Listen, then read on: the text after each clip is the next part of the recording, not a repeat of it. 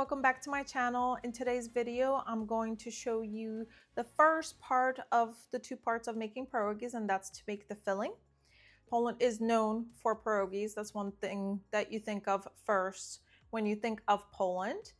And this filling is from southwest side of Poland. I'm originally from Bolesławiec, Poland. So anybody watching from there, dziękuję za oglądalność. That means thank you for watching. And I'm going to show you the recipe that's been passed down from generations, and it will include just a few ingredients. These ingredients you can find basically anywhere you're at. The only thing that may not be available in some countries from wherever you're watching is vegeta. The seasoning, you can substitute it with the bouillon cubes. So the first ingredients that we need is the sauerkraut. So again, I'm making a double batch. You can cut this recipe in half if you wanted to. So the sauerkraut that I'm using is from Aldi. I do recommend the sauerkraut. It is a little bit less sour than other brands that I found. It is from Germany, and I'm going to be using 2 of them. I'm going to also be using 2 16-ounce containers of Bella mushrooms and 4 onions. I've already washed the mushrooms and peeled the onions to get ready to be cut. The only thing that I need to do is wash the sauerkraut. You want to wash the sauerkraut because you don't want the pierogies to be too sour. Otherwise, they just won't taste the same. So I'm going to be washing them twice in the water because I like it slightly sour.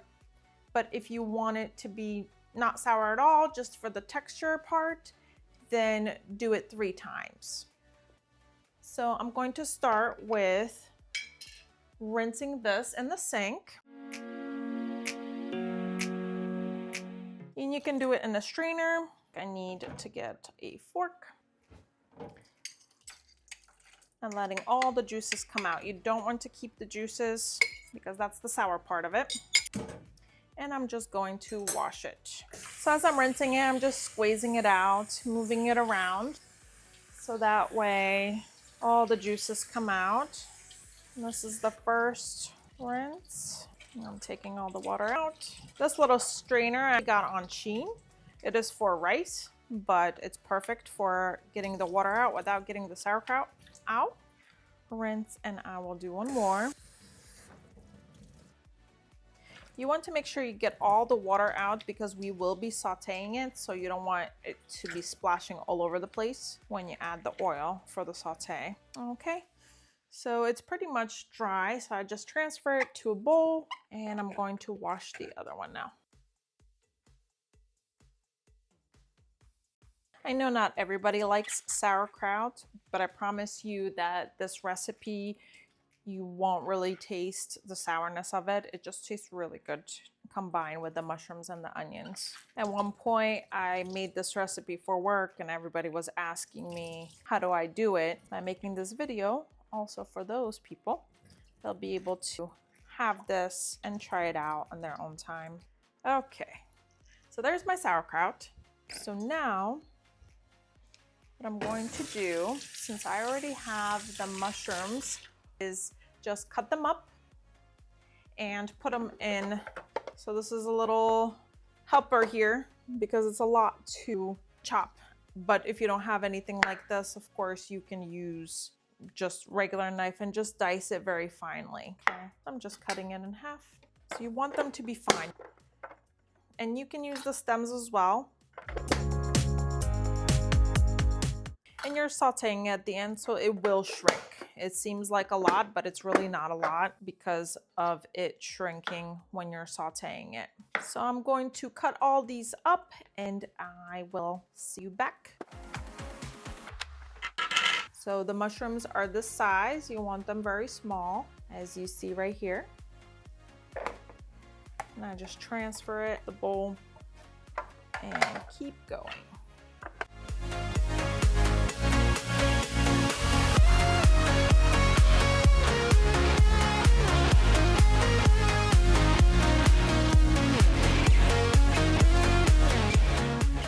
And we're going to set this aside. And for the onions, we're just going to cut them. It's no specific way, so that way they're small enough and you're not struggling with pushing them down because that will give me issues. So I just take it in pieces, and you do have to really push down on. So these you have to put a little bit more elbow grease in it. Yes.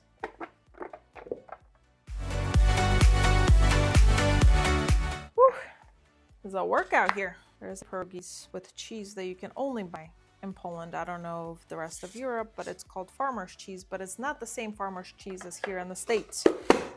And that cheese is amazing. So if you ever try that, you will see. And if you ever travel to Poland, order the pierogies with that cheese.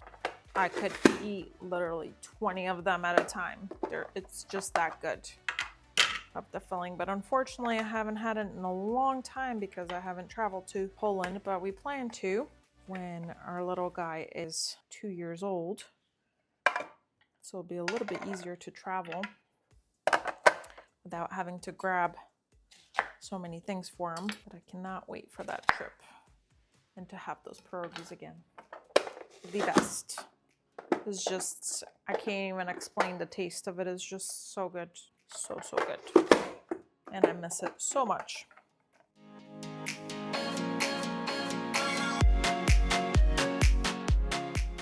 Maybe I'll gain muscles after this.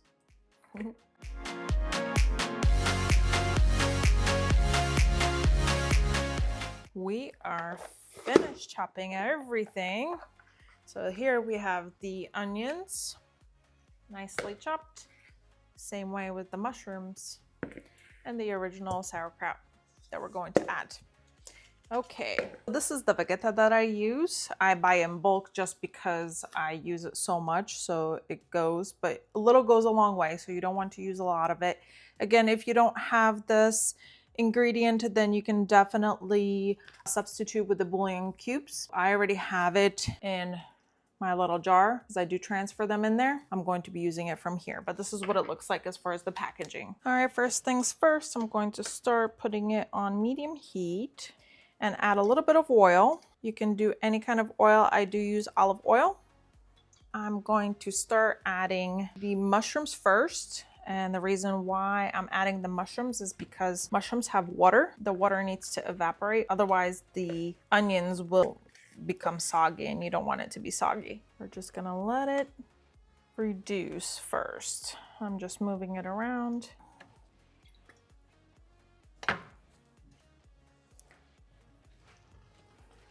So they're finally reducing, as you see. A lot of water. What I'm going to do, just to save a little bit of time, take and strain it a little bit, just because it'll take a long time for it to go down. And you can do that as well. You can do that in the sink. I'm probably going to use the same strainer that I did in the beginning with the sauerkraut. So I'll be right back. I strained a lot of it out, but I'm still sauteing it. And I'm going to start adding these onions in here. And we just have to wait. So to save myself a little bit of time, what I'm going to do, I just added another saute pan. I'm going to saute the sauerkraut, and at the end I will combine both of them together.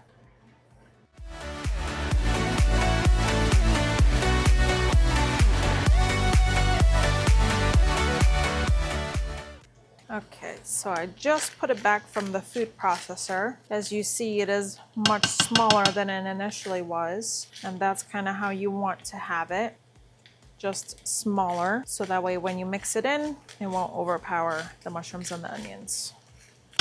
And now I just gotta wait for it to saute along with the mushrooms and the onions. They just need to reduce. At this point, I'm going to add a little bit of vegeta because it does help in reducing it. So I'm just going to start sprinkling it, a generous amount. I don't have a specific measurement for this. I just eye it basically.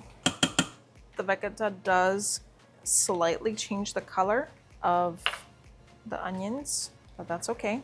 It also helps you to see if you've got it covered, because it's a lot of onions, mushrooms that it needs to cover. Along with covering it there, at the end I will taste it once I put everything together, just to make sure it has enough salt, and if not, I'll just add more vegeta. So I'll keep stirring.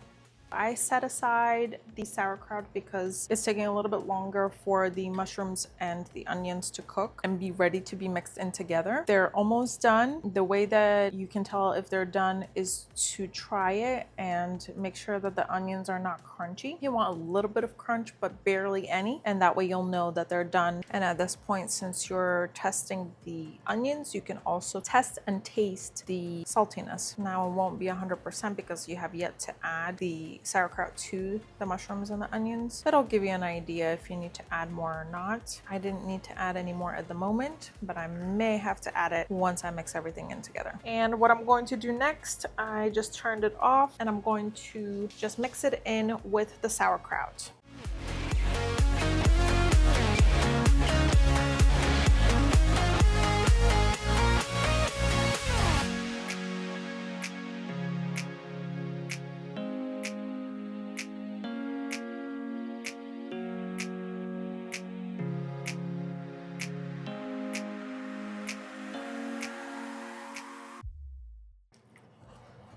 So I'm going to add a little bit more vegeta, just because by adding it, it became less salty to my preference.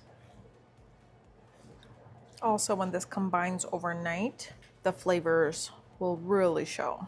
So I'm going to put this aside and just let it cool down. I am done with the filling, and the only thing left to do is to make the dough and put the filling inside. I will be making another video, part 2 for this. If you'd like to see it, please subscribe to my channel so that way you don't miss it. If you'd like to see any other videos like this, please click the like button and comment down below so that I know that you enjoyed it. Thank you so much for watching.